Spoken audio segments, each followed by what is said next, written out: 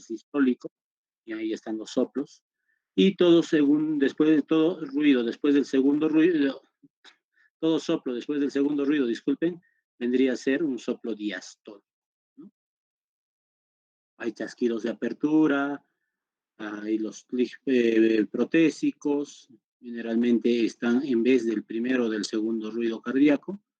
Y no se olviden que el primer ruido cardíaco tiene que ser, nos indica el inicio de la sístole, y el segundo ruido cardíaco nos indica el inicio de la diástole. Eso es importante porque muchas veces, hasta en los exámenes y en los orales, muchos alumnos nos hablan y dicen, es un ruido sistólico, el segundo ruido es diastólico, y eso no es cierto. Son los que limitan la sístole y la diástole. Esa es la palabra más correcta. Ahora vamos a tocar electrocardiografía, vamos a compartir y vamos a preguntar a algunos de vuestros alumnos, de vuestros compañeros. Por ejemplo, se me ocurre Lucero Cornejo. Sí, doctor, presente. ¿Qué es la electrocardiografía, Lucero?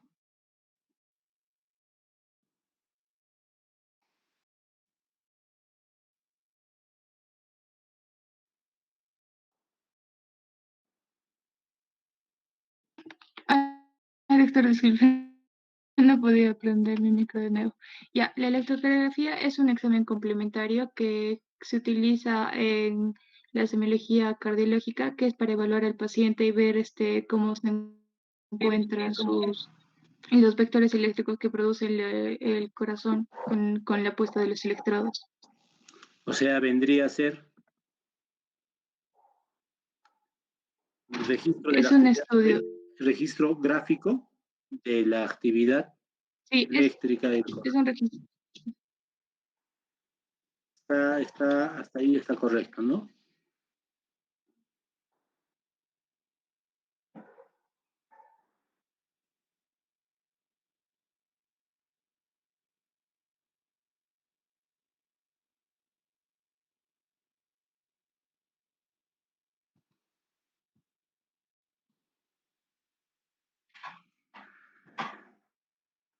A ver, José Escalante.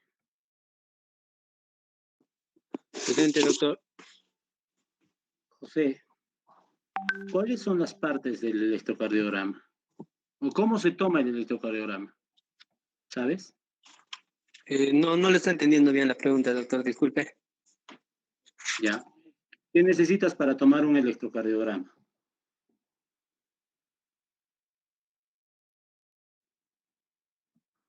El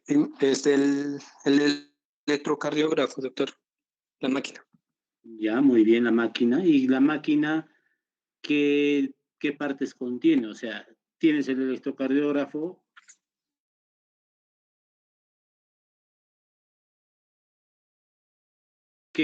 ¿Cómo se llama? Electrodos. Los electrodos, doctor. Perfecto. Entonces, ¿a qué va esto?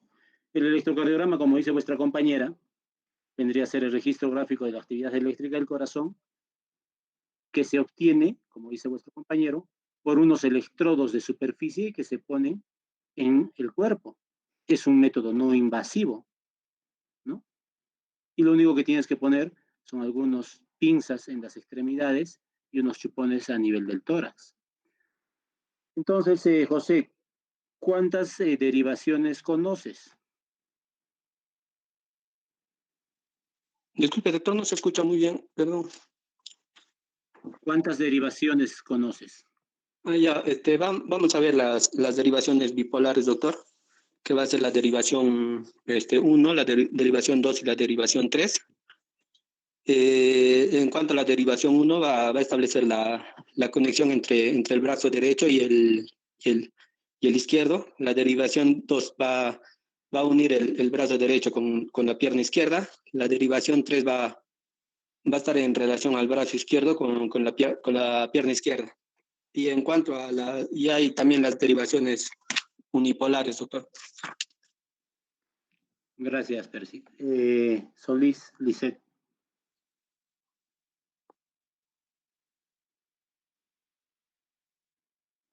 Solís. Presente, doctor.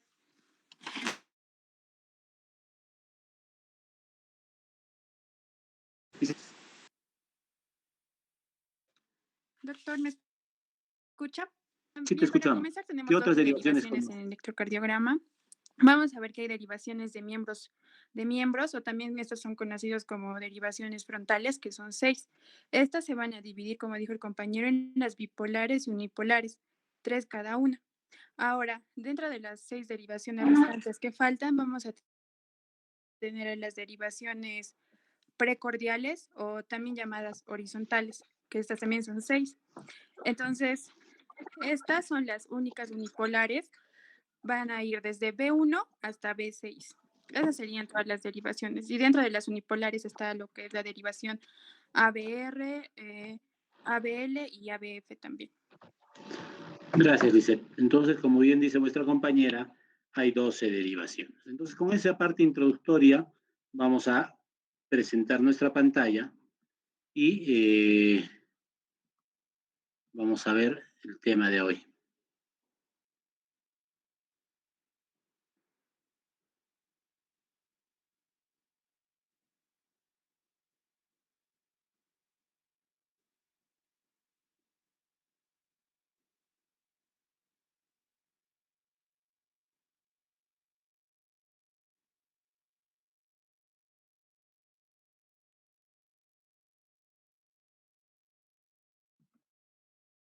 Entonces,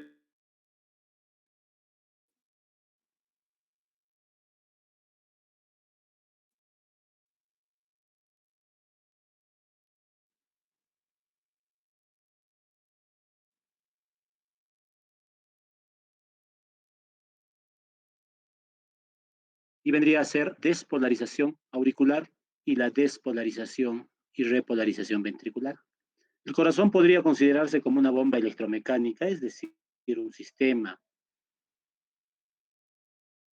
que genera de forma automática. Este impulso se transmite por todas las células de trabajo denominadas miocitos y producen su contracción o acortamiento, lo que hace la sístole o impulso de la sangre y que distribuye todo esto a todo el organismo. Recordemos que tenemos dos tipos de células en el corazón: las células de actividad eléctrica o de respuesta lenta, que están aquí graficadas en este todo sistema de conducción, y las células de respuesta rápida o miocitos,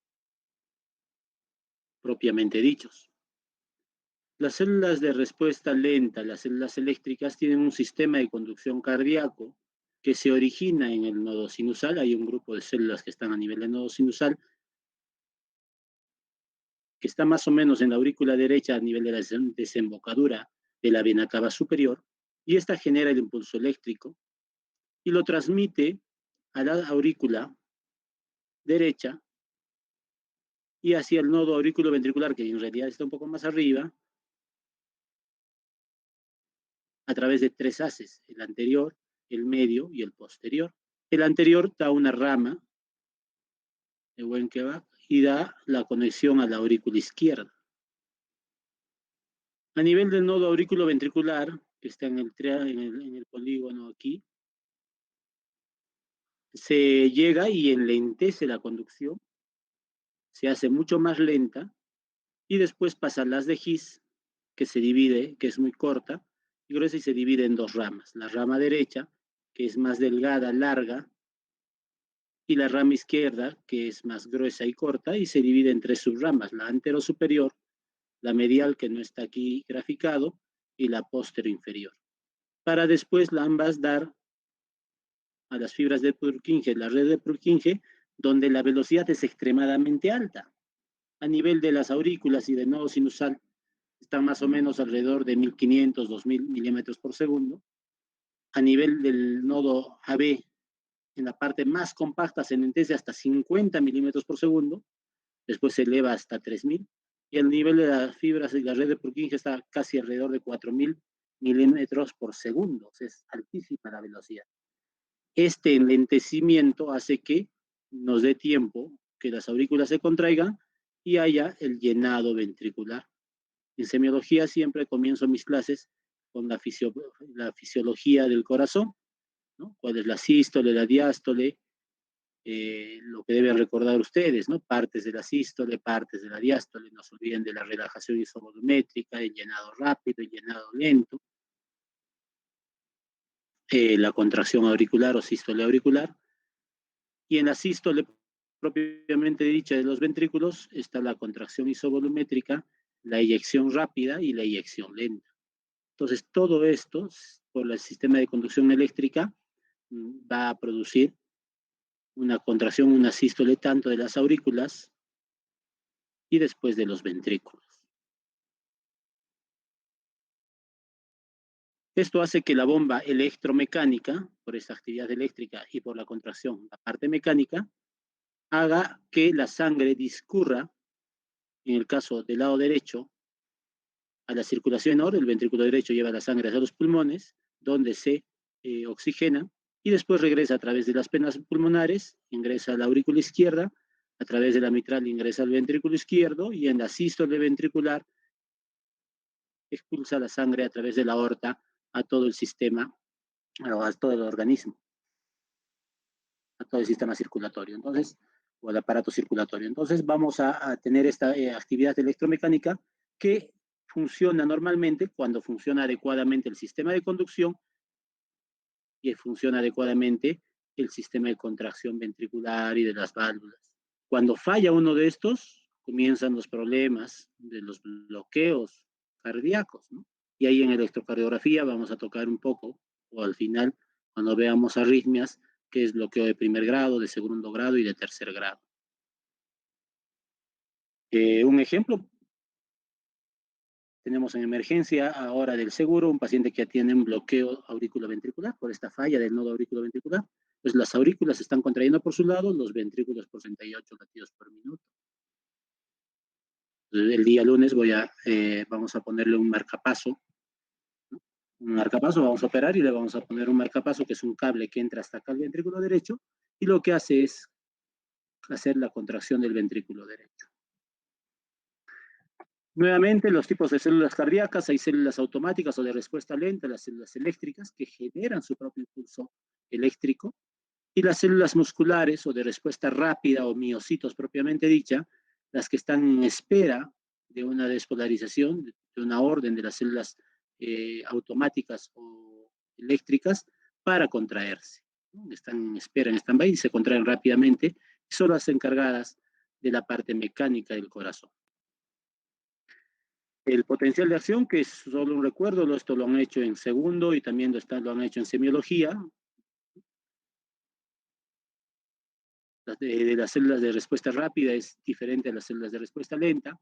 Tiene su fase 4, que en esta es estable.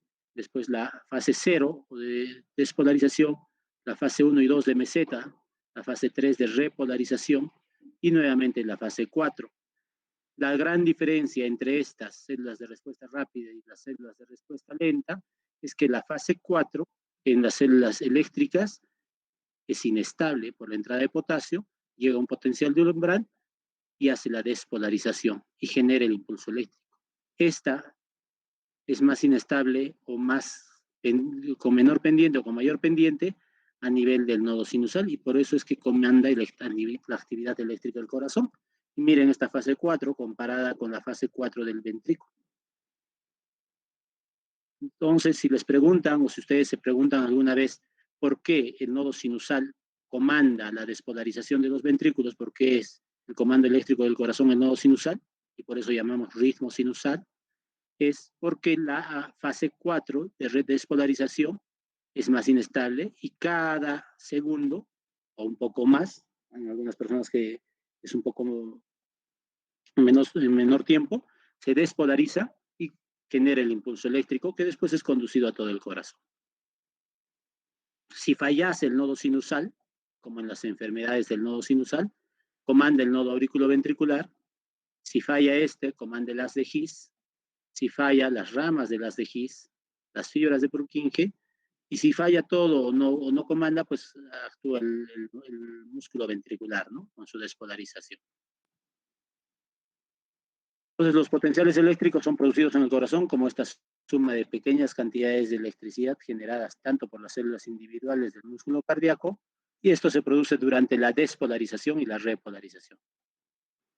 En cualquier instante, si se suman estos fenómenos eléctricos, van a dar un vector resultante que produce la deflexión en el electrocardiograma. Recordemos también que los miocitos y las células del corazón tienen un potencial eléctrico interior electronegativo y el exterior es electropositivo. Cuando se produce una descarga por los canales de sodio, de potasio, de calcio, ingresan las cargas electropositivas y va a cambiar, y eso se produce la despolarización. Como ya mencionó vuestro compañero, y lo hemos mencionado anteriormente, el electrocardiograma o el electrocardiógrafo, tenemos el equipo propiamente dicho, pero también esto tiene unos electrodos. Aquí están los electrodos de superficie de derivación vuestra compañía, que se ponen en B1, B2, B3, B4, B5 y B6. Y hay otras, los electrodos que no están aquí tipo pinza, que se ponen en las extremidades. Sin embargo, esos no son los únicos electrodos.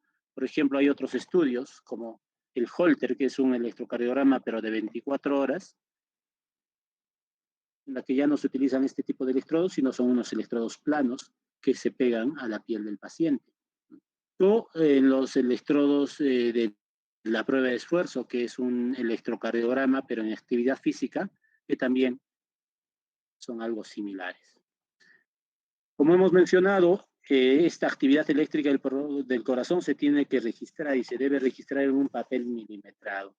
Este papel milimetrado tiene pequeños cuadrículas de 1 milímetro y cada 5 cuadraditos pequeños forma un cuadradito grande. Entonces, se tiene que registrar en este tipo de papel.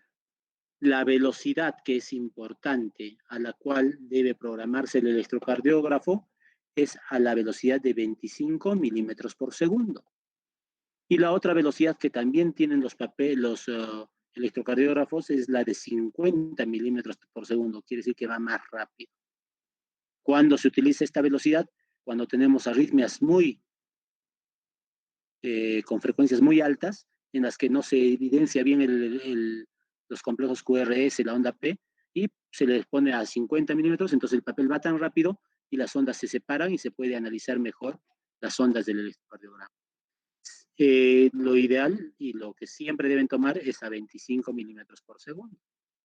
Si ustedes no se fijan en eso y lo toman a 50, algunas veces pueden mal diagnosticar bloqueos cardíacos. El otro estándar que deben programar en el electrocardiógrafo es la amplitud. ¿Qué es la amplitud? Es un cuadradito pequeño que toma el electrocardiógrafo y que debe ser que 10 milímetros, o sea, 10 cuadraditos, es a 1 milivoltio. Entonces, 10 milímetros por 1 milivoltio, esa es la amplitud correcta. Muchas veces tenemos a la mitad, al cuarto, al doble, al cuádruple de esta amplitud. ¿Y esto por qué? Porque hay pacientes que tienen ondas eléctricas mucho más pequeñas y no se pueden ver bien, entonces tienes que ponerlo al doble o al cuádruple para poder ver mejor las ondas eléctricas, el complejo QRS, la onda P. Y otros pacientes al revés, que puede ser por la contextura anatómica o por una dilatación de cavidades, hacen ondas eléctricas muy grandes, incluso que pueden sobrepasar el papel, u otras veces se ponen con las otras ondas de las otras derivaciones, por lo cual tienes que disminuir la amplitud a la mitad o al cuarto para poderlo ver adecuadamente. Entonces, no se olviden esas dos. Si el papel corre a 25 milímetros por segundo, quiere decir que 1 milímetro va a recorrer en 40 milisegundos, lo que es igual a 0.04 segundos. Y 5 cuadraditos grandes, aquí está mal graficado, 5 cuadraditos grandes, disculpen, vamos a marcar de aquí a aquí, 5 cuadraditos grandes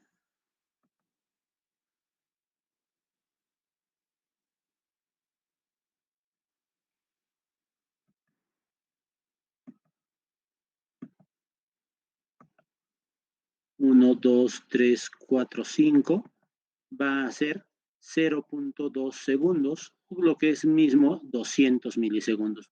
Hubo una época en la que decían no se debe tocar en segundos, sino en milisegundos, y se toca en 40 milisegundos y 200 milisegundos. Entonces, un cuadradito pequeño que va de aquí a aquí es 40 milisegundos. Entonces, es importantísimo.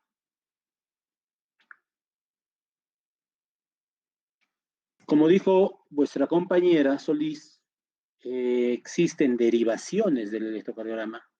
Entonces tenemos 10 electrodos que hemos dicho, uno en el brazo derecho, uno en el brazo izquierdo, el otro se pone en la pierna izquierda y el otro electrodo que hace tierra y para evitar la alternancia y todos los defectos en el electrocardiograma, se pone en la pierna derecha.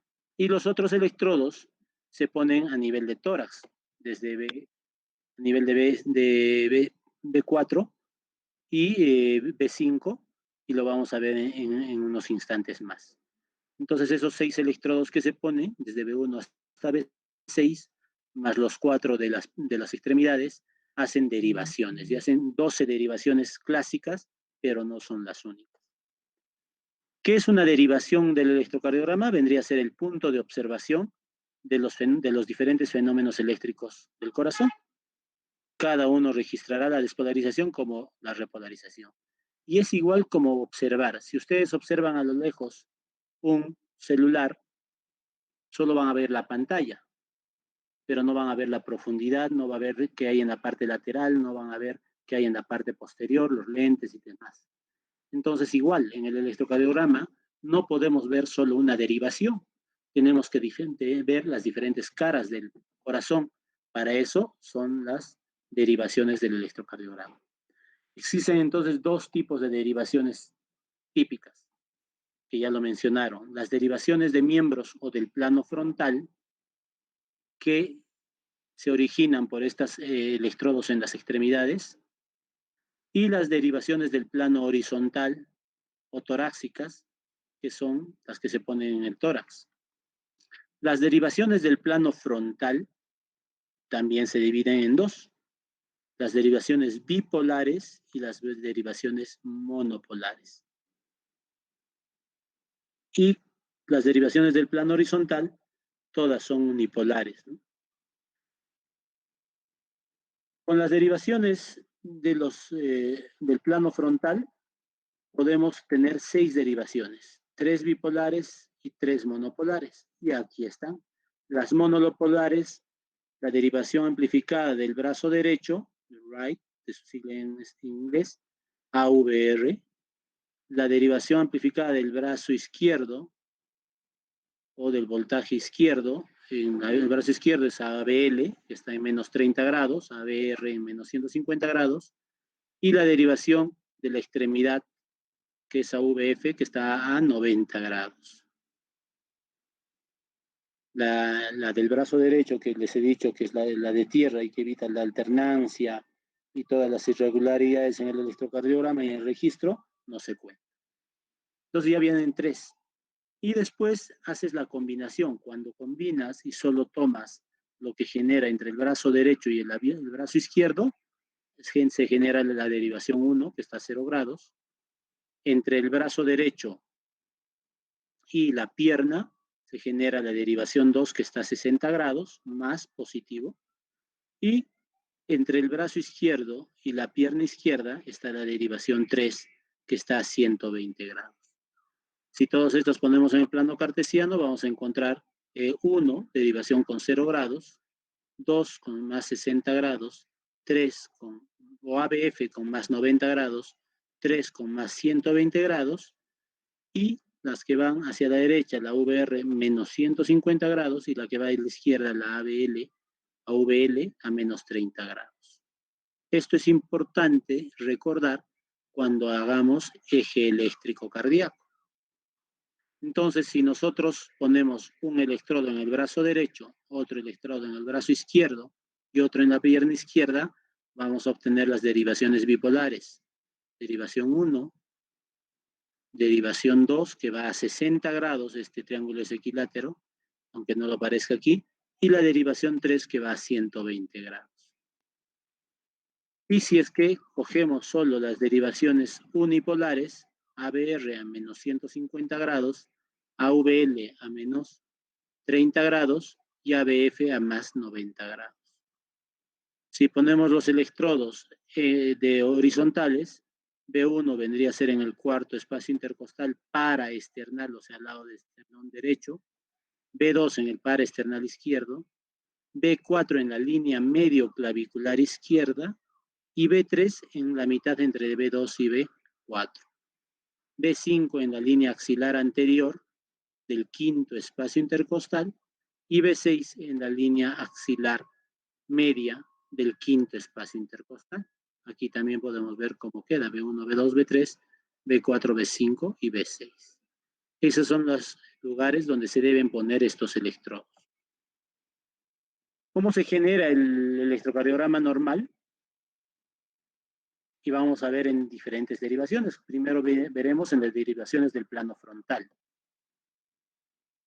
Hemos dicho que primero se despolariza por el comando sinusal las aurículas. Entonces van a producirse primero la contracción o sístole o despolarización auricular. Todas estas células en las aurículas, tanto derecha como izquierda, que se despolarizan simultáneamente, van a ser un vector resultante. Y ese vector resultante va a ir hacia abajo, hacia la izquierda y de atrás hacia adelante. Está más influenciado por el vector de la aurícula izquierda y generalmente está a 45 grados.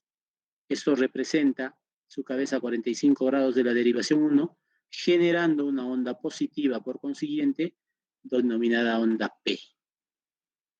Y esta onda P, solo para que tengan recuerdo y conocimiento, es positiva en derivación 1, 2, 3, ABF y ABL, y siempre es negativa en derivación ABR. Y lo vamos a ver por qué. Cuando tú tienes un electrodo de superficie, lo que hace el electrodo es recibir un vector y ver cómo lo ve el vector. Todo lo que se le acerque a cualquier vector, por ejemplo, ya doctor, a ver, yo voy a ver en 1. El electrodo en la derivación 1 va a recibir todas las descargas. Todas las descargas que se le acerquen a esto va a generar una deflexión positiva hacia arriba en el papel del electrocardiograma. Y todo lo que se le aleje va a hacer una deflexión negativa en el papel del electrocardiograma. ¿Cuánto es que se le acerque? En ángulos tiene que ser menos de 90 grados. Si está en 88, 89, o 70 o 60, va a ser una deflexión positiva. Y si está, cuanto más cerca esté al electrodo, si está en 15, en 30, en 15, en 10, en 0, la onda va a ser cada vez más positiva. Y lo contrario, cuando se aleje de 90 grados, 91, 92, 100, 110, 120, 150, ¿no? Va a 180, va a ser una deflexión negativa cuando está a más de 90 grados. Entonces, positiva cuando está entre 0 y 90 grados y negativa cuando está entre 90 y 180 grados, cuando se aleja. Cuando el vector está justo a 90 grados, en el papel va a generar una línea, se llama línea isoeléctrica, o una deflexión hacia arriba pequeña y hacia abajo también pequeña, que se llama isobifásica. Isobifásica. Eso lo vamos a recordar en un momento. Entonces, en el electrocardiograma vamos a generar unas ondas y unos segmentos, la onda P, el complejo QRS y la onda T. La onda P es la despolarización de las aurículas, el complejo QRS es la despolarización de los ventrículos y la onda T es la repolarización de los ventrículos.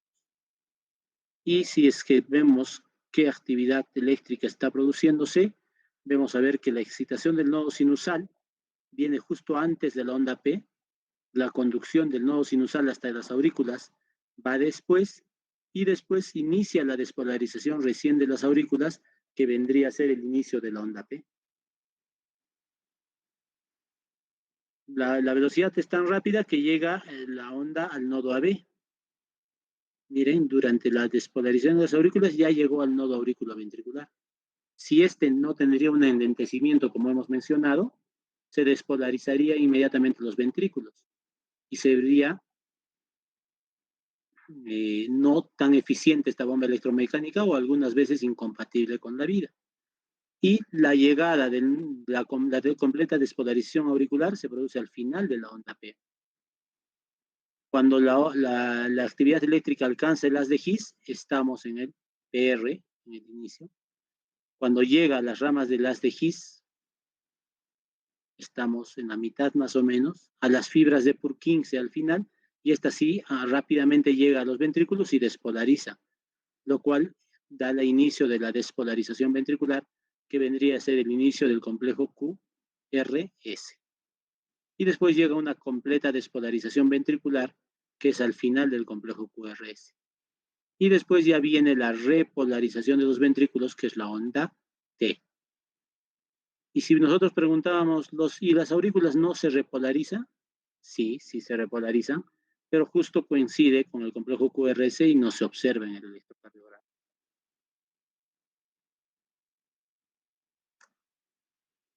Los músculos y las células del ventrículo también se despolarizan, y se despolarizan en tres partes. Una parte es el septum, otra parte son las paredes ventriculares y otra parte las porciones basales. Y también tienen dos ondas: la despolarización del septum, la despolarización de las paredes libres y casi despreciable de las partes basales. Y esto también se puede graficar en las derivaciones del plano horizontal, en las precordiales. Si se despolariza el septum, B1 va a ver que se le está acercando, entonces va a ser una deflexión positiva en amarillo. Pero inmediatamente va a ver que hay otro vector que se está alejando, y va a ser una onda S, que vendría a ser este vector de despolarización del ventrículo izquierdo. En B2, en B3 también se van a evidenciar este septum, y por eso va a ser todavía positivo, pero en B4 ya está más lejos, casi isofásico. En B5 ya se está alejando, entonces va a ser este vector amarillito, se va a hacer negativo, y en B6 también negativo. En cambio, el vector de la pared libre, en B1 que se aleja, va a ser una onda negativa, en B2 también todavía negativa, en B3 casi isobifásica, igual que en B4, pero en B5 ya se le está acercando. Miren, esta onda se le está acercando, está a 30 grados, entonces va a ser una onda alta, y en B6 casi está a 0 grados, va a ser mucho más alta. No se preocupen, ahora lo vamos a ver y lo vamos a repasar. ¿Hasta ahí tienen alguna pregunta?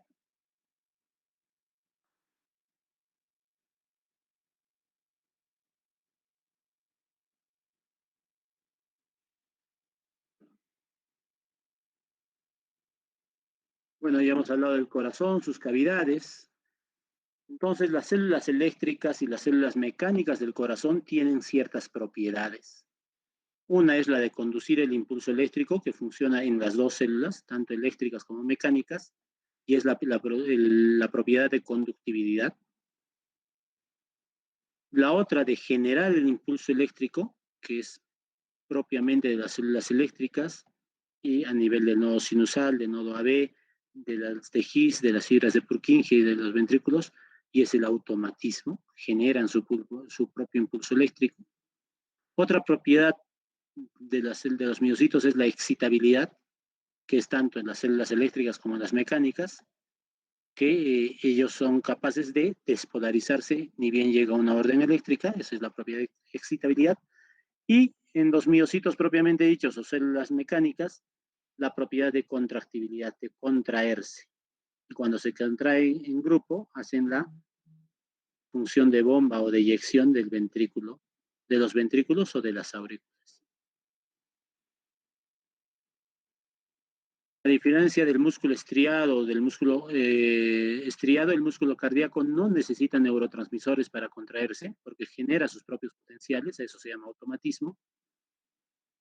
Y esta regulación y esta frecuencia de despolarización está regulada por el sistema nervioso simpático y parasimpático. El simpático hace más frecuente, o sea, taquicardia. El parasimpático lo hace más lento o bradicardia. El sistema endocrino, las catecolaminas, la angiotensina, las hormonas tiroideas, que generalmente la hacen más taquicárdico. Y a nivel experimental, el corazón aislado, si tú le pones y le pones una actividad eléctrica en el músculo cardíaco, esta se contrae. Por eso es que funciona el marcapaso que les estaba mencionando al inicio de la clase. Ya conocemos el sistema de conducción eléctrico. Hemos dicho que primero se origina el nodo sinusal, luego despolariza los ventrículos y genera una onda que en el papel del electrocardiograma se ve como una pequeña onda de despolarización de las aurículas y se llama onda P. Después llega al sistema de conducción y va a despolarizar las partes basales y las partes libres de los ventrículos y va a generar un complejo, se llama complejo QRS. Y después la presión basal, que es al final del QRS. Y después se repolarizan estos ventrículos y va a generar una onda, una deflexión un poco más grande que la onda P, que está después del complejo QRS, es la onda T. Entonces, las partes de un electrocardiograma es la onda P, que nos indica la despolarización de las aurículas, estas aurículas, el complejo QRS, que nos indica despolarización de los ventrículos, y la onda T, que nos indica la repolarización de los ventrículos.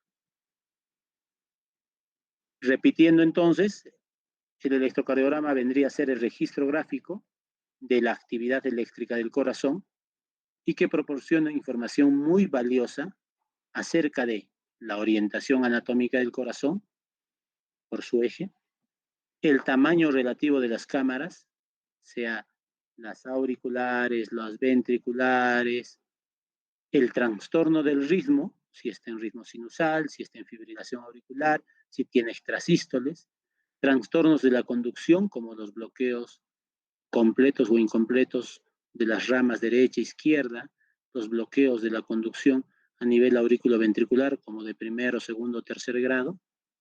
También nos va a indicar el electrocardiograma la existencia y evolución de las isquemias, ¿no? Mediante el segmento ST y la onda T. Y también las alteraciones electrolíticas van a producir cambios en el electrocardiograma. Entonces vamos a tener toda esta información valiosa con solo leer un electrocardiograma. Y miren, un electrocardiograma que ha sido inventado, descubierto hace más de 120 años, cómo es útil actualmente y es de valiosa importancia en la cardiología y en la medicina humana principalmente, porque nos da mucha información. Nuevamente, ya lo conocen, el papel del electrocardiograma, ya saben la velocidad, que debe ser 25 milímetros por segundo, por consiguiente un cuadradito chiquito es 40 milisegundos, un cuadradito grande sería 200 milisegundos, la amplitud que hemos dicho que 10 milímetros hace 1 milivoltio, y esto vendría a ser un registro electrocardiográfico en un papel milimetrado, donde la primera deflexión hacia arriba es la onda P, después viene un segmento, esta se llama línea isoeléctrica, y después de que termina el segmento, se llama el segmento PR, y que junto con la onda P se llama intervalo PR. Después viene la despolarización de los ventrículos, que es un complejo QRS, que tiene varias morfologías.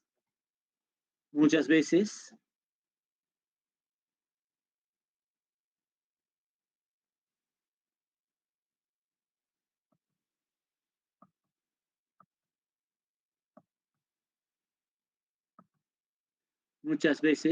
vamos a ver si podemos comentar el grosor, disculpe.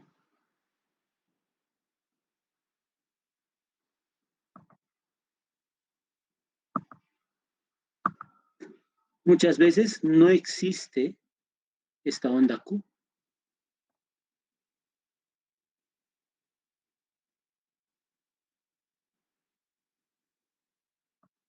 No existe esta onda Q. Y solo sale la onda R. Y igual se llama complejo QRS. Otras veces, digamos aquí está la línea isoeléctrica, hace una onda R hacia arriba, hace una onda S hacia abajo y otra vuelve a hacer otra onda R. Entonces, toda deflexión hacia arriba se llama onda R, toda deflexión hacia abajo después de la onda R se llama onda S, toda deflexión hacia abajo antes de la onda R se llama onda Q.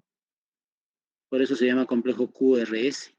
Pero tiene varias morfologías. Puede ser onda R, S, R', o al revés, RS, R' y S', si es que esto sigue bajando. Otras veces hay el QS. Esta es la línea isoeléctrica que vendría a ser esta, y después no hace onda R, sino anda una QS, generalmente en infartos. ¿No?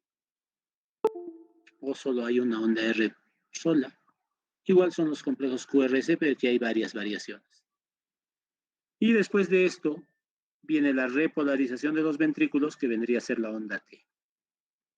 Al ladito de la onda T, y muy similar a la onda P, pero justo al lado de la onda T, hay una onda U, que la teoría nos dice que vendría a ser la despolarización de los músculos papilares.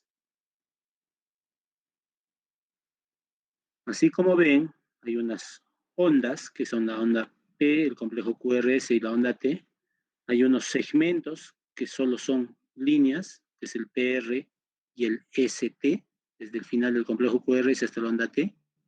Hay unos intervalos, que es la suma de una onda más un segmento, el intervalo PR, onda P más segmento es ST o PR. Hay otro intervalo, es el QT, desde el inicio de la onda Q. Vamos a cambiar de color. Desde el inicio de la onda Q hasta el final de la onda T, y eso va a ser el intervalo QT.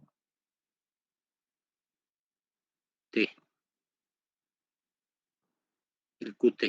¿No? Que esto es importantísimo, cuando muy prolongado está, hace una susceptibilidad a generar arritmias cardíacas, hipotorsada de puntas, ¿no? Fibrilación ventricular, y eso se llama el QT largo, ¿no? QT prolongado. Y hay otros, el segmento ST, que es desde el inicio, del final del complejo QRS hasta el inicio de la onda T, vendría a ser este, desde aquí hasta aquí, es el segmento ST. Y este segmento ST es importantísimo porque cuando hay lesión por una injuria miocárdica, lesión miocárdica puede irse hacia arriba y se llama supradesnivel del ST, o puede irse hacia abajo y se llama infradesnivel del ST. Y esto nos habla de lesión miocárdica. La onda T también se va a alterar en isquemias, ¿no? Y en isquemia subepicárdica hacia abajo la T se vuelve negativa, y en isquemia subendocárdica se hacen unas T picudas.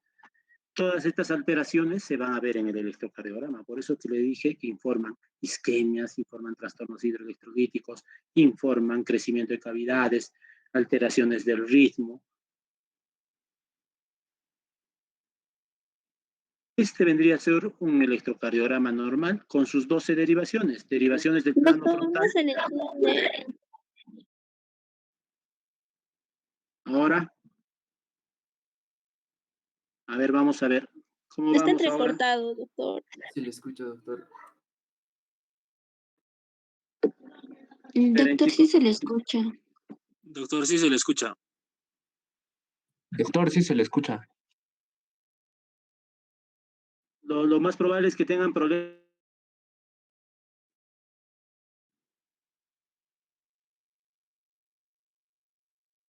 Hay que revisar vuestro internet, chicos.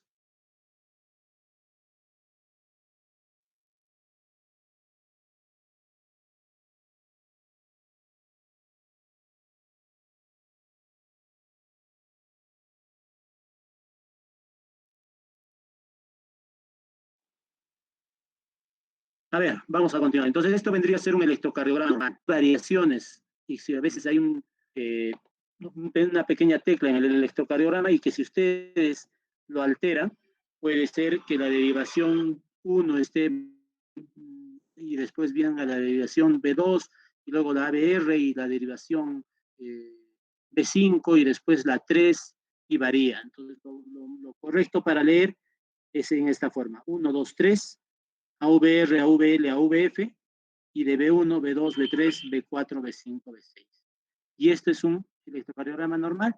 ¿Y qué van a ver en el electrocardiograma?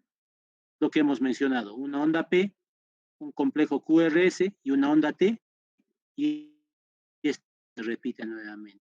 Igual acá, PQRST, se repite PQRST, PQRST. Entonces, el electrocardiograma vendría a hallarse solo con una muestra o con una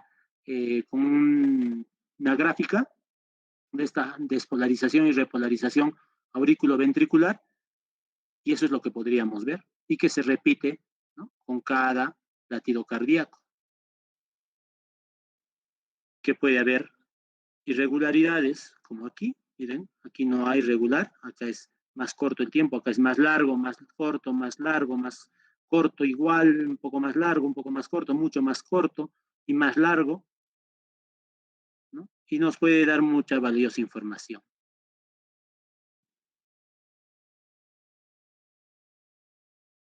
Para hablar de la onda P, vamos a tomarnos un minuto de descanso para que puedan ustedes asimilar todos los conocimientos.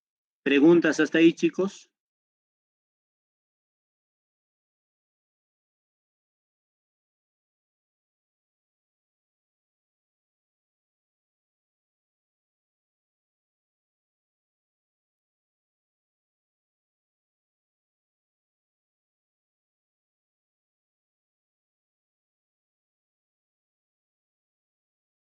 Lo que normalmente hacemos es entregarles este video, ¿no?, que es para que repasen. Normalmente no entrego mis diapositivas, pero sí lo podemos hacer el video y lo podemos entregar y lo vamos a poner ahí en las clases. Pero sí son importantes que ustedes lo repasen, ¿no? Hay varias formas. Hay un libro que era el antiguito, que es muy bonito, de electrocardiografía. Ahora no, se me fue el nombre. Pero ustedes seguramente lo deben tener como manual pequeñito, especialmente la edición anterior, que era muy buena, de electrocardiografía. El Dubin, sí, el Dubin, que es muy bueno. Y así te lo hacía entender así en forma pausada y para que conozcas, ¿no? Pero hay otros libros de electrocardiografía pues que sí son complejos, que incluso para los electrofisiólogos pues eso les trae algunos inconvenientes. Recuerden que el electrocardiograma que estamos tocando ahora es el electrocardiograma de superficie, el que se pone por un método no invasivo, pero hay otro electrocardiograma que se toma intracavitario por unos electrodos dentro del corazón, que es otra historia. Tomemos un minutito de descanso, tomen un poco de agua, líquido.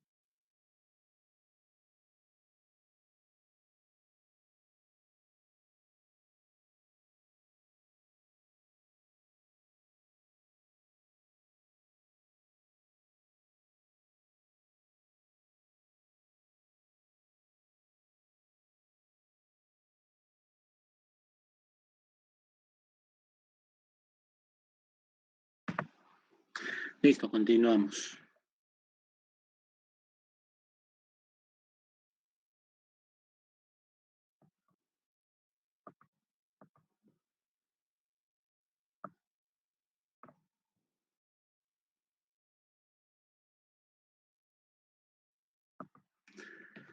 La onda P que es la primera deflexión hacia arriba, positiva. Hemos dicho que tiene más o menos 45 grados y ahora lo vamos a repasar por qué es positiva. Debe tener una amplitud, o sea, hacia arriba, no más de 2 cuadraditos. Aquí tienen 1 y aquí está el 2. Entonces no llega a más de 2 cuadraditos y medio. O sea, debe tener menos de 2.5 milímetros de amplitud. Y en duración no debería ser más de, debería ser mucho menos de 3 cuadraditos, o sea, menos de 0.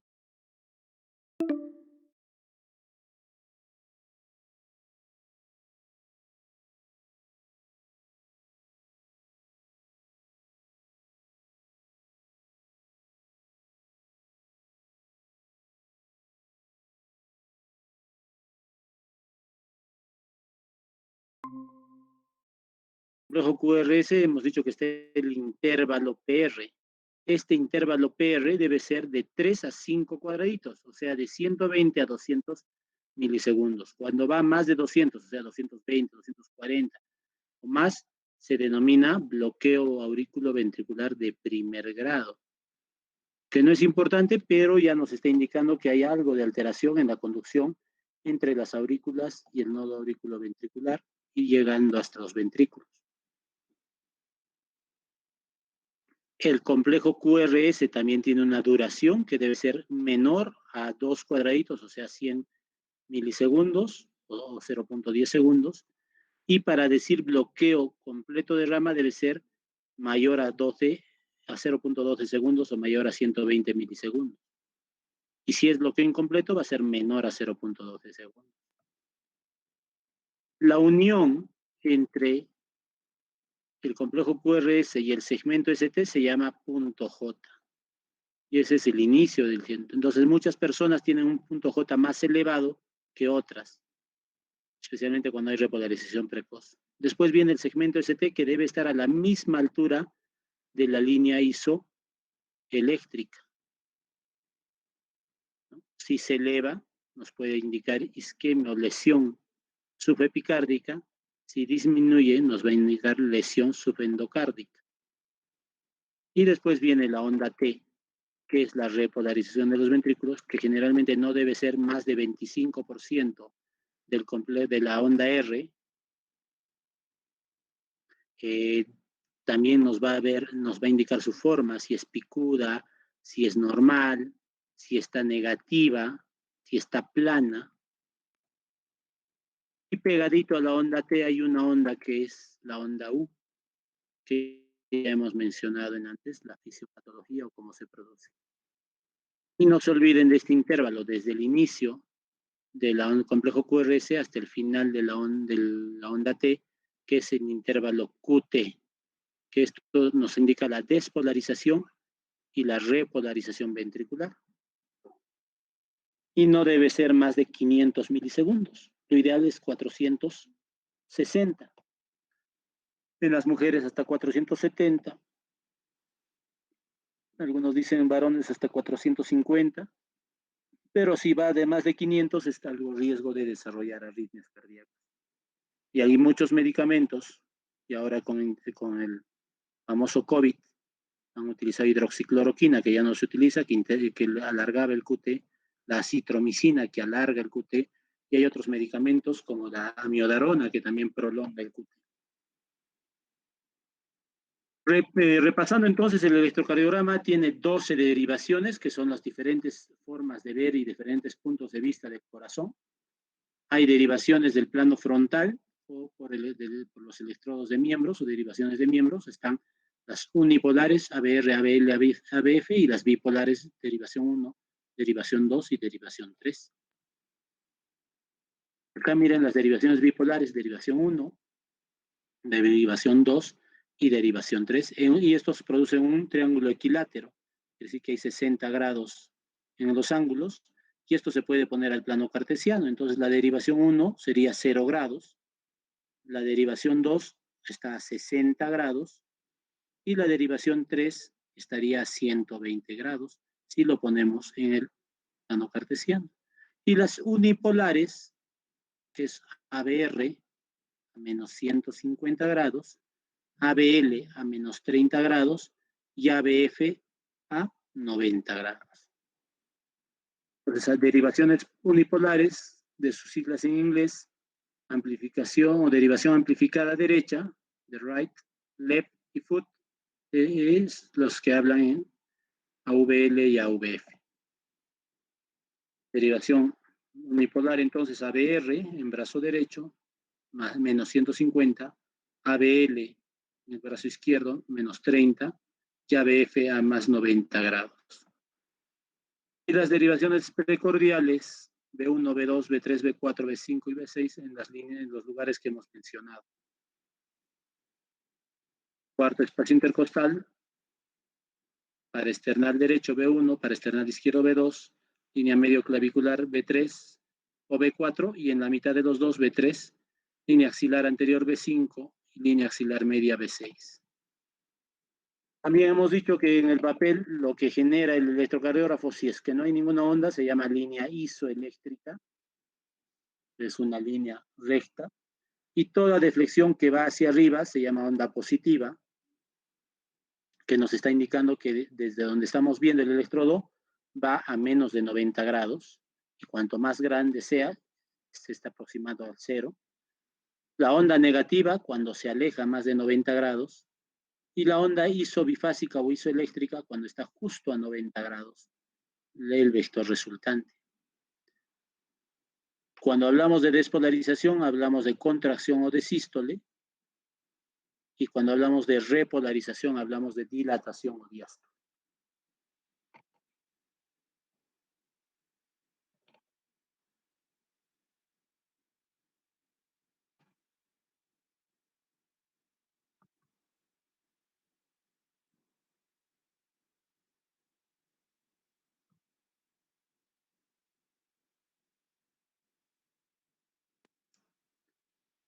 ¿Hasta ahí tienen preguntas?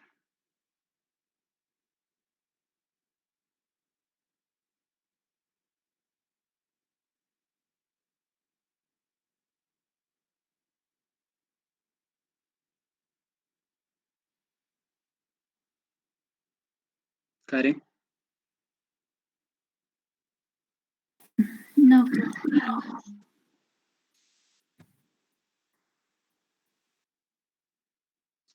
¿Qué vamos a observar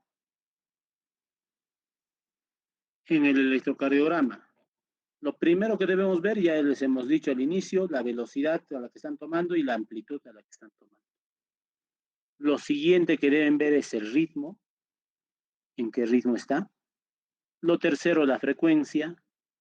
Lo cuarto, el eje eléctrico, y después ya viene las cavidades, si hay dilatación, si hay crecimiento, si hay arritmias o no. Entonces no se olviden ese orden, porque ese orden les va a ayudar. No se olviden de ritmo, frecuencia, eje eléctrico. ¿Cuál es el ritmo normal que debe tener un paciente? Jocelyn Tuco.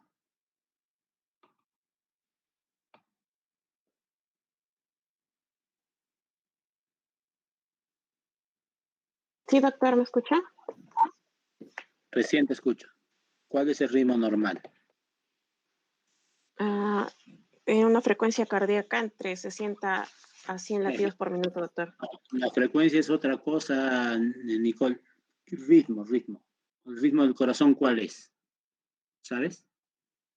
¿Quién es el comando eléctrico del corazón? Jocelyn. Sinusal, doctor. El nodo sinusal. Entonces el ritmo debe ser ritmo sinusal. Eso es importante. Y tiene ciertas características. Lo tengo aquí. Discúlpenme, creo que acá está. Entonces el nodo sinusal manda los impulsos eléctricos que producen la contracción auricular y la forma de la onda P en el electrocardiograma. Recuerden que en las aurículas hay un sistema de conducción auricular que va por las vías internodales, anterior, media, posterior, y cuando llega al nodo auriculoventricular hay un enlentecimiento y una pausa caso de 1/10 segundos.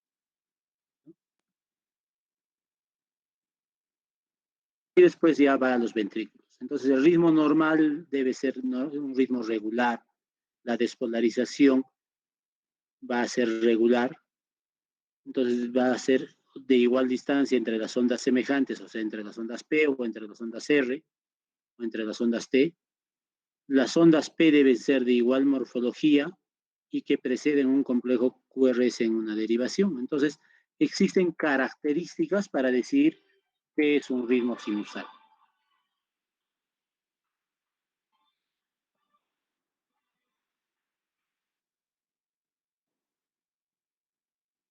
Me disculpan un rato, por favor.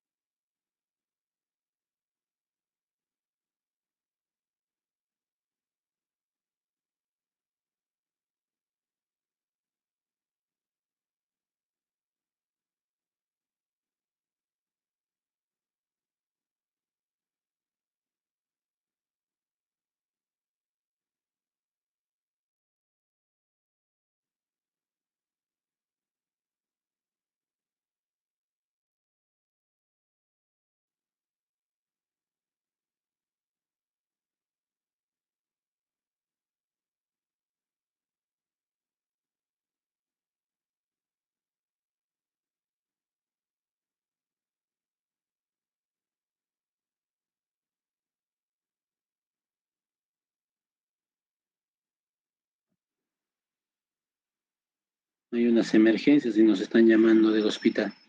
Bueno, chicos, entonces,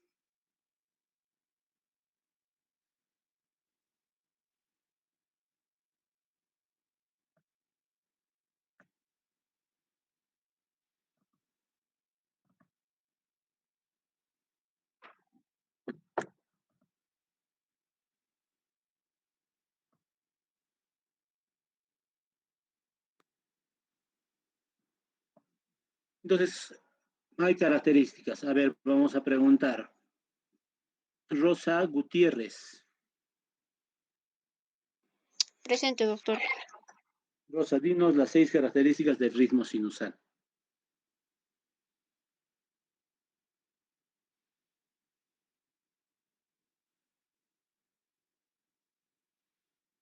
Ya, doctor. La onda P tiene que ser igual al menos en 3 derivadas.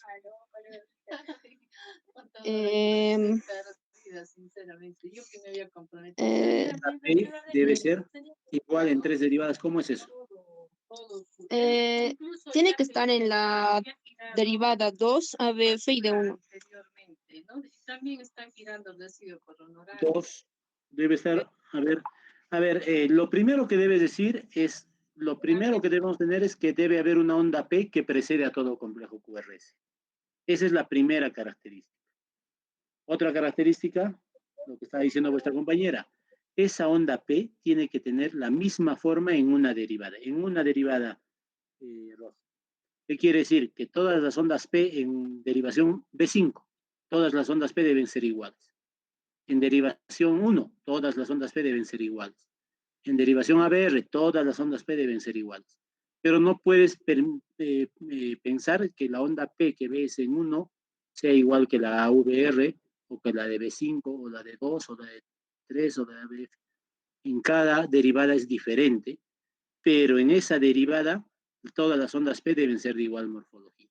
Entonces, otra característica. Entonces, onda P que precede a un complejo QRS, una onda P de igual morfología en una derivación. Otra característica, Rosa. La onda PR tiene que ser constante. ¿Cómo es eso?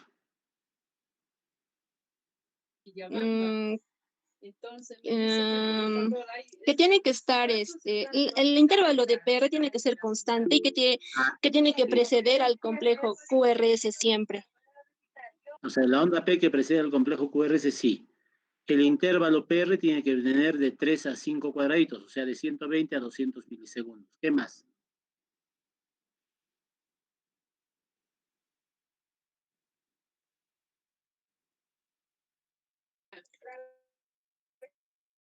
que la morfología de la onda P Ya hemos tiene que ser igual. hablado de eso, de la al morfología. menos Una tres. onda P debe ser igual en una derivación. ¿Qué más? La onda P tiene que ser positiva. Rosa, ¿dónde?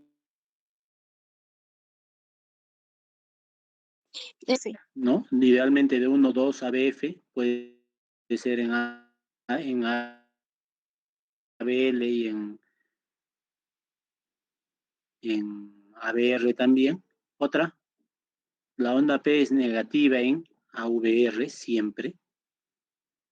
¿Qué más? Otra. Los RR o las distancias entre dos ondas deben ser regulares. Sí, eso es verdad. Son las 5 o las 6 características que acabamos de mencionar, las que nos va a ayudar en un electrocardiograma. Entonces, el ritmo vamos a verlo y lo vamos a ver aquí. A ver dónde está. Lo tenemos en aquí. Está en la otra.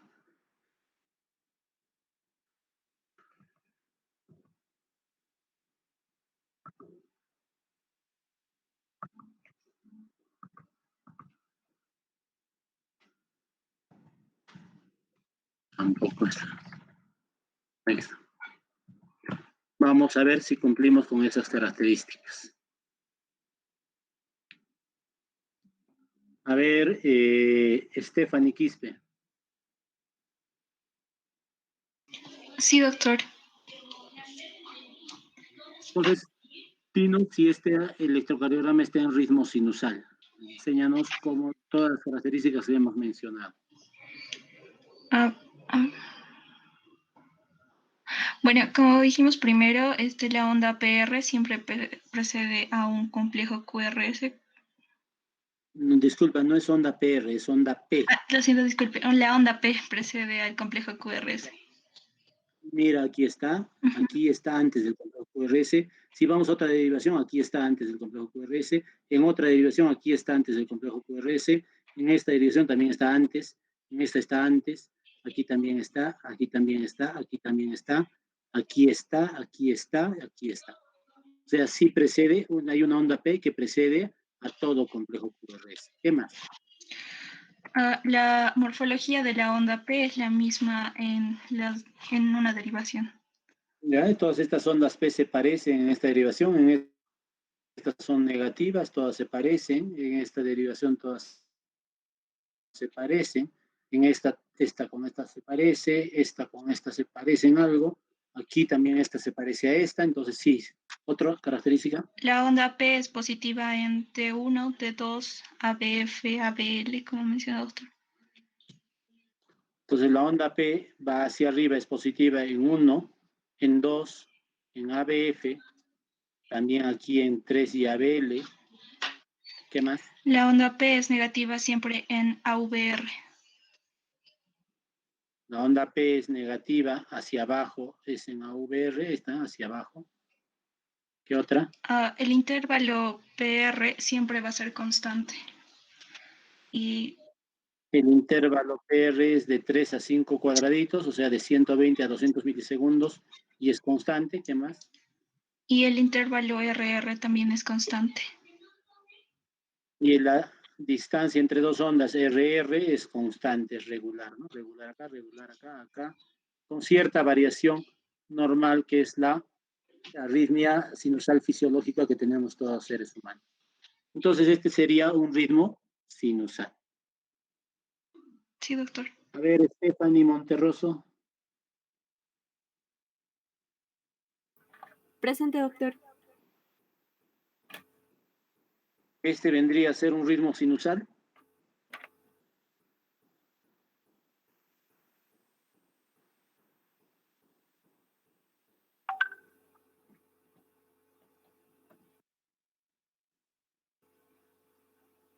Sí, doctor. A ver, ¿por qué? Bueno, vemos que está precediendo la onda P ante el segmento Sea todo QRS. complejo QRS, listo. También vemos que la onda P es positiva en D1, en D2 y en ABF. ¿Qué más? También observamos de que hay una onda P negativa en ABR.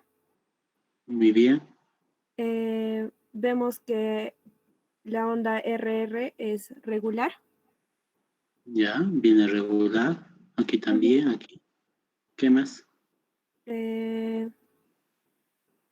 bueno, y el intervalo PR, doctor, que es de 3 a 4 cuadraditos y es constante, ¿no?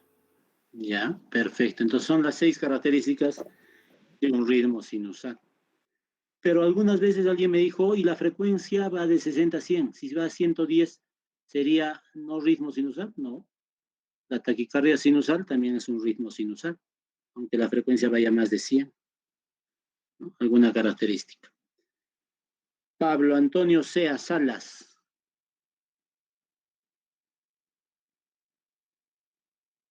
Pablo.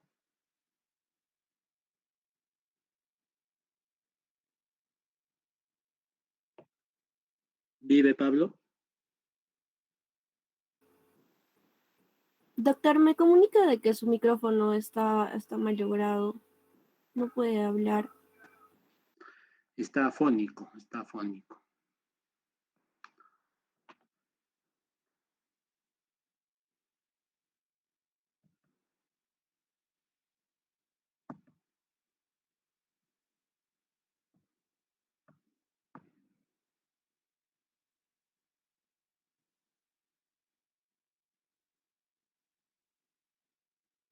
Pero acá no escribe nada, Pablo. A ver, Pablo, para saber si estás, escribe algo.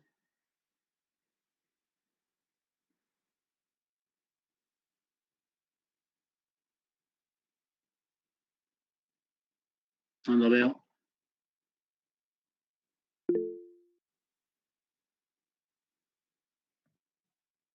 Ya, Pablo. Para la próxima trata de, porque estoy evaluando, Pablo, y trata de tener tu micrófono más activo para que pueda verte. ¿Sí? Pablo. No, no te puedo escuchar. Para la próxima traten de, todos chicos, esténse porque les voy a estar preguntando, así estoy evaluando permanentemente. A ver, Vázquez, Andrew. Presente, doctor. Andrew, Acá presente, ¿se me escucha? está bien. Ya. Este electrocardiograma es ritmo sinusal. ¿Y por qué? Sería un ritmo no sinusal por el simple hecho de encontrar una RR inconstante. Aparte de ello, las P's de distinta forma, se podría decir. ¿Dónde ves? Las P's en la derivación 2 parecen ser unas P's de... Esto es una parecen ser resonancia unas... de la línea eléctrica, no es una onda P normal. Esta es la famosa Ajá, F, son ondas de es fibrilación. una defibrilación. Entonces, no hay onda P. Doctor, aquí no hay onda P, no precede al complejo corecio. Acá no hay onda P, aquí no, aquí parece, doctor, aquí no parece, son diferentes formas. Aquí no hay, aquí no hay, aquí tampoco hay onda P, aquí sí creo que hay onda P, doctor. Aquí no parece, aquí sí. Entonces, cuando no hay una onda P que preceda a todo el complejo QRS, y en una derivación, miren, no hay la misma forma de onda P, y no puedes decir si es positiva o negativa, ¿no? Y el RR es irregular, esto no es un ritmo sinusal, como dice Andrew. Entonces Sí, vendría a doctor. ser Uno no sinusal. Sería bueno especificarlo si, por el momento, si se encuentran ondas P, en este caso está supraventricular, se podría decir el foco de automaticidad que como está no generando. hay onda P, esta es una fibrilación auricular. Y esta, como vemos, es una irregularidad a nivel de la línea eléctrica, y eso nos está indicando una fibrilación auricular. Entonces, esto vendría a ser una fibrilación auricular, no es un ritmo sinusal, no hay esa onda P que estábamos mencionando. Entonces, es importantísimo, miren, ya les presenté una arritmia que es la fibrilación auricular, es un ritmo no sinusal, típico. Gracias, Andrew. Entonces ya sabemos hallar el ritmo, entonces sabemos qué es el electrocardiograma, las partes del electrocardiograma, qué es lo que se grafica, dónde se grafica este papel milimetrado, por ejemplo, es bien ancho y se ven las 6 derivaciones, incluso una derivación 2 continua, que nos va a ayudar. Y lo otro que tenemos que ver es cómo hallar la frecuencia cardíaca.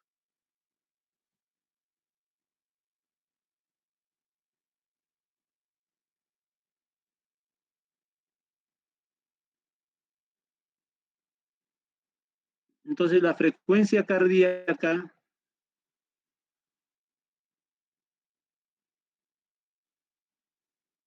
a ver, Daniela, ¿cómo se hallaba la frecuencia cardíaca? Doctor Daniel Alemán. Sí, doctor Daniel. Pacheco. Okay. Ya. Si es que el ritmo es regular, se puede dividir 1500 entre el número de cuadraditos pequeños, Entonces entre vamos a R y poner R. en este, ya, entonces lo que nos dice Daniela es que para hallar la frecuencia cardíaca debemos tener un ritmo regular, ¿no? Normal, como este. Entonces, por ejemplo, aquí, ¿dónde hallarías la frecuencia cardíaca, Daniela?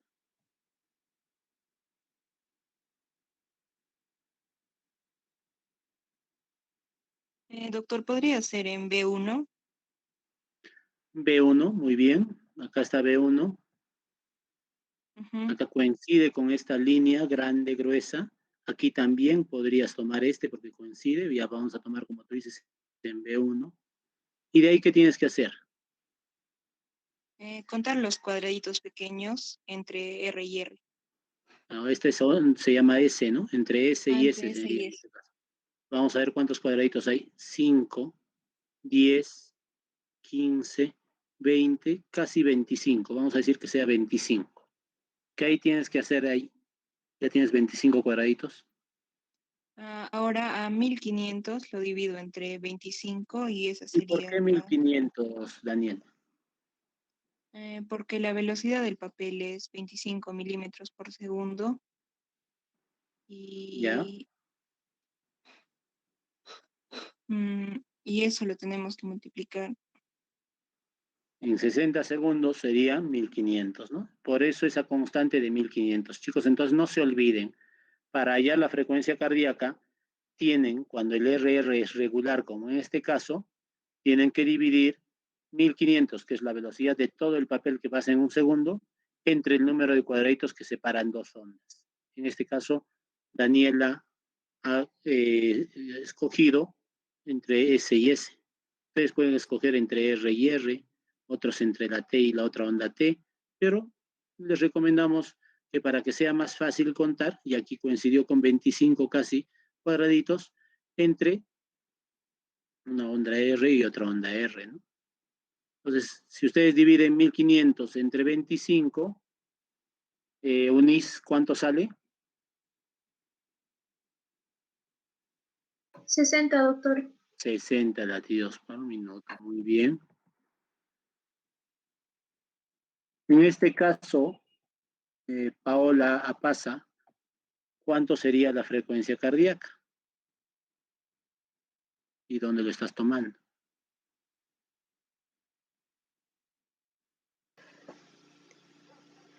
Lo voy a tomar, doctor, en D2 y veo a 15, 19, 21 cuadrados. Ya, es un 21, aunque no se ve muy bien que esta vendría a ser desde aquí, ¿no? 5, 10, 15, 20, 21 cuadraditos. Los 1500 entre 21, ¿cuánto sale? 71, doctor, 71 en 71, frecuencia 72 cardíaca. latidos.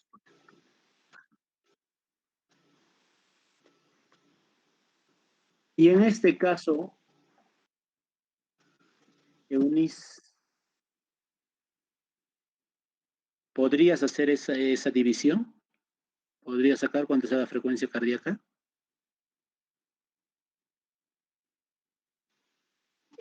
Doctor, sí. Ah, no, no. ¿Por qué no? Porque el ritmo no es sinusal, doctor. Y principalmente porque no es regular, ¿cierto? Entonces, como no hay regularidad entre las ondas, como dice Eunice, acá hay más largo, más corto, más largo, más corto. Y si yo digo acá, pues acá está a 72, pero aquí está, doctora, a 80 y aquí está a 120, y entonces no podría hallar. Entonces, chicos,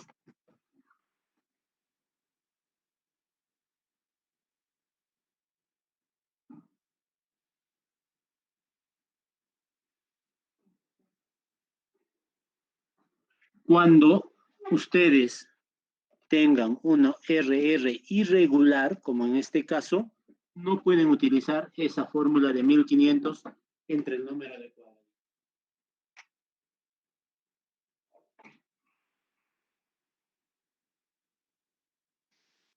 ¿Alguna pregunta hasta ahí?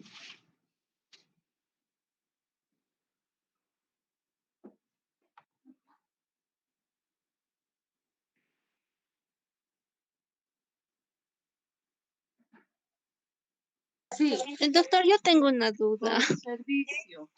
Es por servicio. Doctor,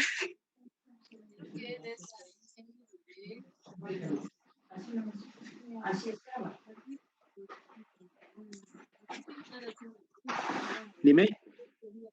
yo tengo una duda, doctor, en cuanto al ritmo, en cuanto para ver si es sinusal o no sinusal, no siempre tiene que verse en la derivada 2 o en ABF, puede ser en cualquier derivada. Pero si estamos diciendo que tienes que ver las ondas P que preceden a todos estos QRs, tú tienes que ver cualquier derivada, el PR, la onda, pero para ser positiva tienes que ver derivación 1, 2, ABF. Ahí no vas a poder ver, y para ver la negatividad tiene que ser en ABR. Ahí no vas a poder ver en B1 o B2 si es negativa o positiva, ¿no? Entonces, en algunas cosas sí tienes que ver en derivaciones. Por ejemplo, si la positividad y negatividad tienes que ver en la derivación 1, 2, 3, ABF y negatividad en ABR. Los demás puedes ver en otras derivadas. Doctor, gracias.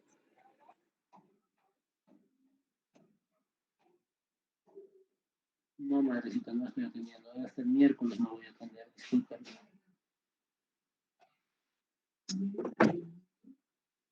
Listo. ¿Otra pregunta? Doctor, una consulta más acerca de también verificar si el ritmo es sinusal. Y si, digamos, nosotros nos encontráramos con alguna característica de esas 5 o 6 que usted nos ha dado que no se presentara, pero las otras sí se presentaran, ¿el ritmo seguiría considerándose como sinusal o ya no? Sí. En la derivación, por ejemplo, si es que tú tienes positivo en ABR, ahí tienes que dudar que sea un ritmo sinusal, pero puede ser una dextrocardia del paciente o una alteración en los electrodos, en la colocación de los electrodos. Otra de las cosas que podría haber es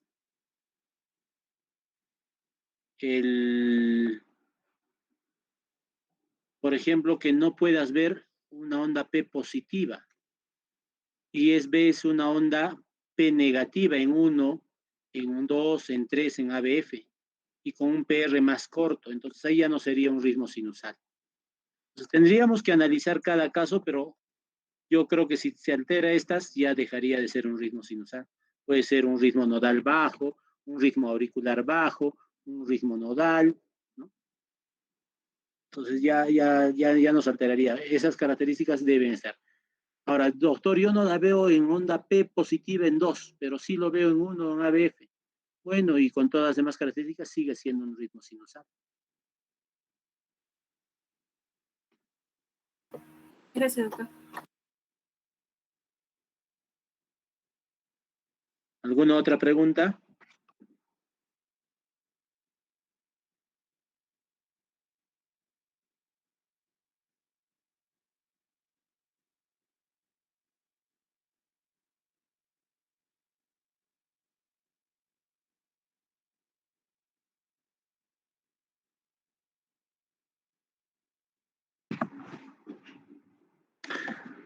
Vamos a continuar entonces. Ya hemos dicho que la forma de hallar la frecuencia cardíaca en un paciente con RR irregular es la división de 1500 entre el número de cuadraditos. Ya vuestras compañeras han dicho y han dado los ejemplos de cómo está. Pero muchas veces van a tener casos como este, en la cual el RR es totalmente irregular. Acá más largo, más corto, acá más corto, acá más largo.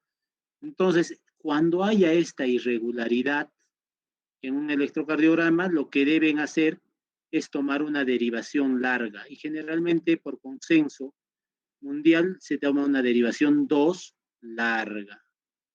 ¿Y qué quiere decir larga? Quiere decir sin parar. Si ustedes se dan cuenta aquí, un complejo, dos complejos, tres complejos, ya cambió de derivación. Acá hay un cambio de derivación. Y se cambia de derivación 1 a ABR. Un complejo, dos complejos, tres complejos, van ni 2, 3 segundos y cambia la derivación. Entonces aquí no puedo hacer, entonces tengo que tomar un 2 largo. Aquí, gracias a Dios, en la parte inferior hay una derivación 2 que no cambia. Todo es derivación 2. Entonces no hay un corte.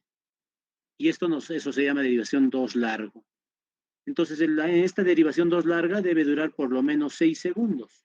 ¿Y cómo sabemos cuánto es 1 segundo y 6 segundos?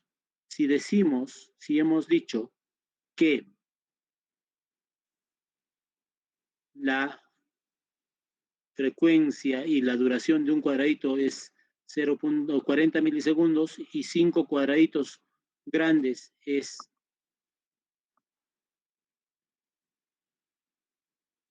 0.2 segundos, 0.4, 0.6, 0.8, 1 segundo. 1.2 o 1200, 1400, 1600, 1800, 2 segundos. 2.2, 2.4, 2.6, 2.8, 3 segundos. 3.2, 3.4, 3.6, 3.8, 4 segundos. 4.2, 4.4, 4.6, 4.8, 5 segundos. 5.2, 5.4, 5.6, 5.8, 6 segundos. Entonces, 1 segundo, 2 segundos, 3 segundos, 4 segundos, 5 segundos, 6 segundos. Entonces, una forma de hallar en esto es tomar en 6 segundos. Arias Alexander. Entonces, ¿cómo hallarías la frecuencia cardíaca en este caso? Presente, doctor. En este caso, como es un ritmo no sinusal, lo que haría sería en 30 cuadrados grandes. O sea, 30 cuadrados, es acá hay 5, 10, 15, 20, 25, 30, o sea, 6 segundos. ¿Qué Sí, haces? correcto. Cuento los complejos QRS y los multiplico por 10, entonces eso saldría mi... ¿Cuántos complejos QR se encuentras en este? A ver, fíjate.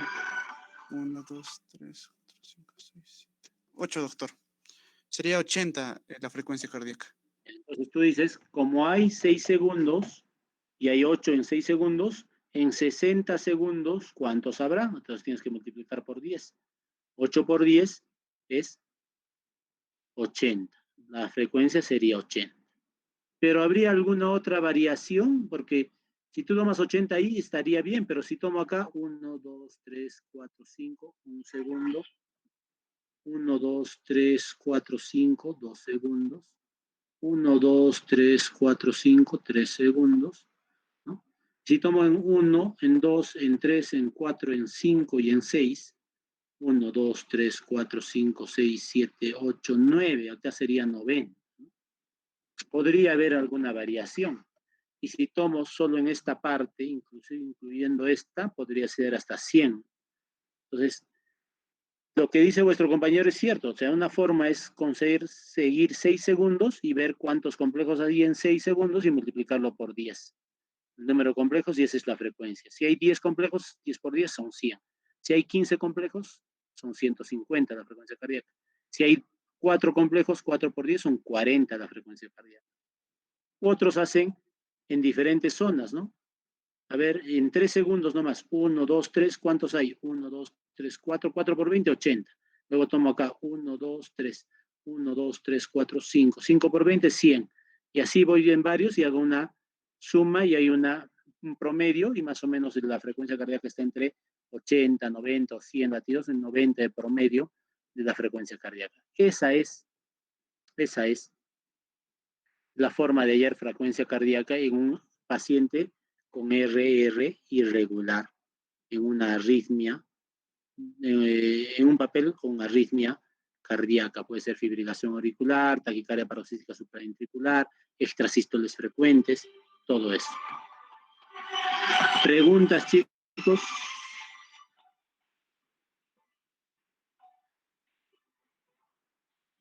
¿No hay ninguna pregunta?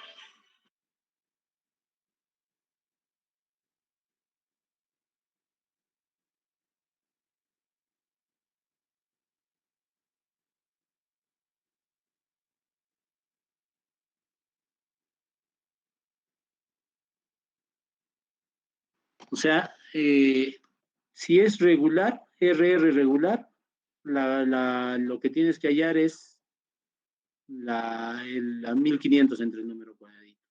Si es irregular, haz para estudiantes de medicina, mejor es hacer 6 segundos y multiplicar por 10. Eso es lo que tienes que hacer.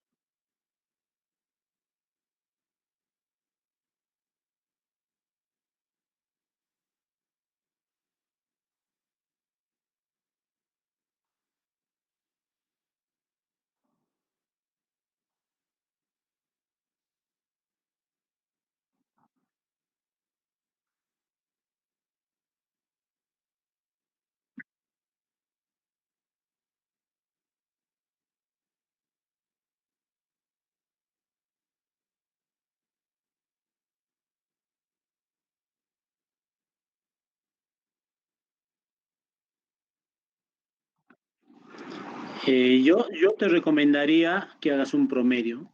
Si ves tan frecuente en otro o tan variante en otro, coge un lugar donde haya más frecuencia y hay un lugar donde haya menos frecuencia y sacas un promedio, ¿no? Y lo dices, ¿no? Doctor, he tomado de los 6 segundos de aquí a aquí y he multiplicado por 10 y esta es la frecuencia. Si tú dices de dónde a dónde estás tomando, ahí va a variar, porque no se olviden que hay ritmos, arritmia sinusal, que eso es fisiológico en una persona. Y en algunos electros, por eso yo le preguntaba, a ver, les voy a presentar mi pantalla y a lo que me estoy refiriendo es lo siguiente.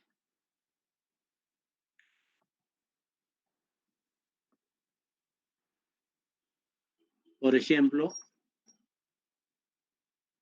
en esto. Entonces, tú me puedes decir, doctor, aquí, si yo tomo aquí, hay 5, 10, 15, 20, 21, 22, casi 22 cuadraditos. Y la frecuencia cardíaca aquí es 70. Por eso yo pregunto, ¿y dónde has tomado? Entonces ella me dice, entre el segundo latido y el tercer latido de derivación 3. Pero si tomaste aquí, son 5, 10, 15, 20 cuadraditos, 1500 entre 20, 75. Entonces varía. Entonces, la respuesta a tu pregunta sería que tú, lo mejor que puedas informar es, doctor, yo he tomado 90 latidos entre estos 6 segundos, entre este y aquí. Entonces, en una práctica tú me puedes decir 90 entre en esta parte final. Otro me puede decir, yo he tomado 80 en la parte inicial. Entonces, los dos están correctos, porque como es una arritmia, a veces sube a 80, 90, baja a 60. Entonces, si ustedes informan dónde están tomando, los médicos van a saber a qué parte calificar. ¿Eso resuelve tu duda?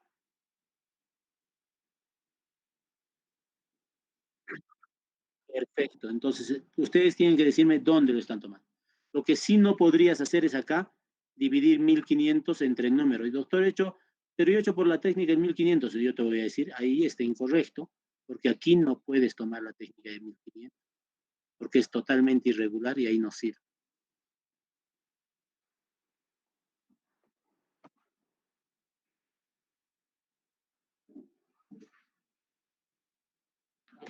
¿Otra pregunta?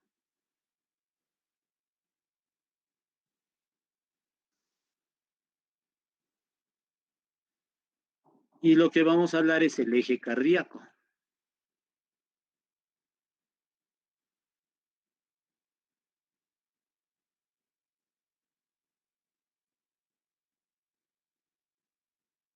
Entonces, el eje cardíaco se va a tomar de los ventrículos. ¿Las aurículas tienen un eje? Sí.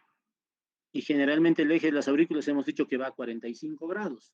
Y es por eso que cuando va a 45 grados, lo que está a menos de 90 se va a volver positivo. Entonces, de 1 a 45 hay 45, entonces va a ser positivo en 1, la onda P. En 2 se va a ver mejor porque está casi a 60 grados. Entonces, 45 a 60 y 15 grados se va a ver una onda P más grande. Por eso la mejor derivación para ver onda P es derivación 2. En ABF también está 45, por eso es positivo. En 3 está a 75 grados, se puede ver positivo.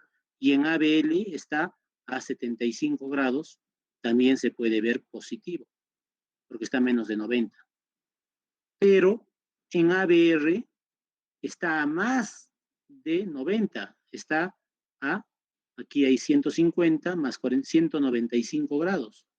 Entonces, tú vas a ver la onda P en ABR siempre negativa. Esa es la razón por la que se ve la onda P siempre negativa en ABR, porque la onda P normalmente despolariza hacia abajo. Igual que las ondas de las aurículas, los ventrículos se despolarizan y también tienen un vector resultante que más o menos está entre 40 a 60 grados, ¿no? 45 a 60 grados. Ese es el eje del corazón, eje cardíaco. Pero puede variar, puede estar a 0 grados, puede estar a 90 grados, puede estar a 110 o a menos 30.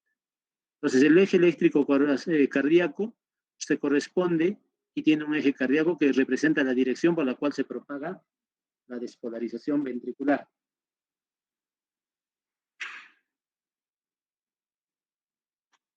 ¿Cómo se calcula este trazo? Se calcula en estas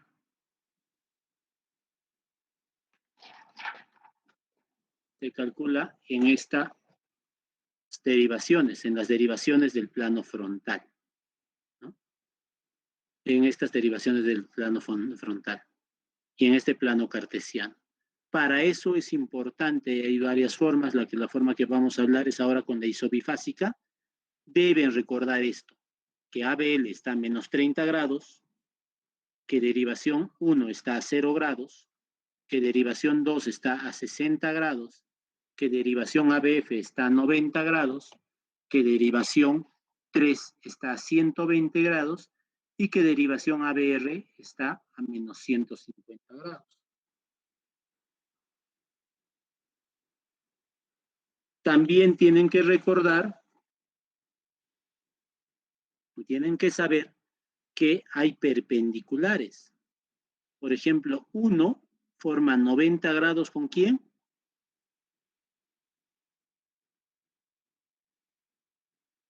Uno forma 90 grados con ABF. 2 forma 90 grados con ABL, doctor. ABL. Con ABL, miren, acá hay 60 más 30, 90 grados. Y 3 forma 90 grados con... ¿Con quién forma 90 grados 3? ABR, doctor. Con ABR. doctor. También tenemos que recordar que 1 forma 90 grados con ABF, pero también forma otro 90 grados con la parte negativa, hacia arriba. Y tenemos que recordar que todo el eje que va hacia arriba va en negativo. 0, menos 5, menos 10, menos 15, menos 30, menos 60, menos 90, menos 120. Y todo lo que va hacia abajo va en positivo. Más 5, más 10, más 15, más 30, más 45, más 60, más 90, más 120, más 150. Y también en 2. 2 forma 90 grados con ABL, pero también forma 90 grados con 150. 3 forma 90 grados con ABR, porque acá hay 30 y acá hay 60, 90 grados con ABR, pero también forma 90 grados con 30 grados a este lado. Entonces, o sea, hay 2 90 grados, así como 1 forma 90 grados hacia abajo, también con menos 90 forma 90 grados. Eso es importante. Entonces, esto en el plano cartesiano me tienen que aprender, repasar para la próxima clase, porque vamos a sacar el eje eléctrico con con esta plano cartesiano, con estas derivaciones del plano frontal. Porque una vez localizada esta derivación, y sabiendo esto, lo que vamos a buscar es dónde en el electrocardiograma está el isobifásico. ¿Qué quiere decir isobifásico? La onda que tanto hacia arriba como hacia abajo sea igual o se parezca a una línea, solo a una línea isoeléctrica para hallar el eje. Pero si ustedes no recuerdan esto, no vamos a poder hallar el eje eléctrico. ¿Ya? Entonces, preguntas hasta ahí porque faltan como 2 minutos para terminar la clase. Entonces ya avanzar el eje en 2 minutos pues no va a ser productivo.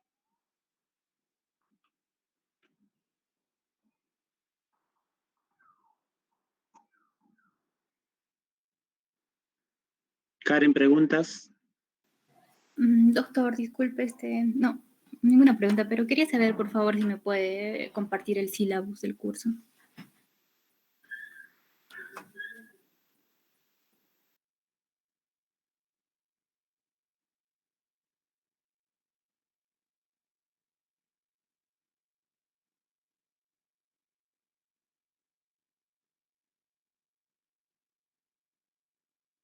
Yo te lo voy a compartir el sílabus, especialmente el 2019, pero yo tengo mi propio sílabus, solo que como ahora somos 4 docentes, lo que habíamos quedado es hacer un sílabus entre los 4, pero yo te voy a compartir mi sílabus más luego, Karen. Ya, doctor, muchas gracias.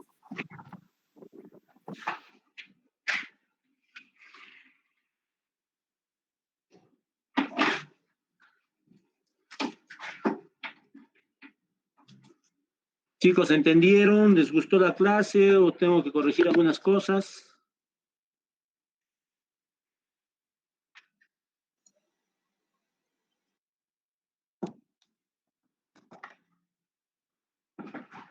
Nada. Entendido, doctor. Ojalá, Sí, recuerden que electrocardiografía pues es una clase, será generalmente en talleres de 1 semana, 2 semanas. Ahora en unas 2 clases o 3 clases va a ser bien difícil, pero sí los que queremos a que aprendan ustedes son lo básico de electrocardiografía y algunas patologías electrocardiográficas importantes.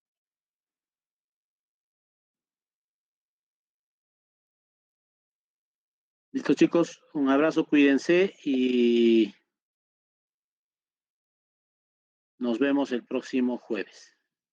Muchas gracias, doctor. Gracias, doctor.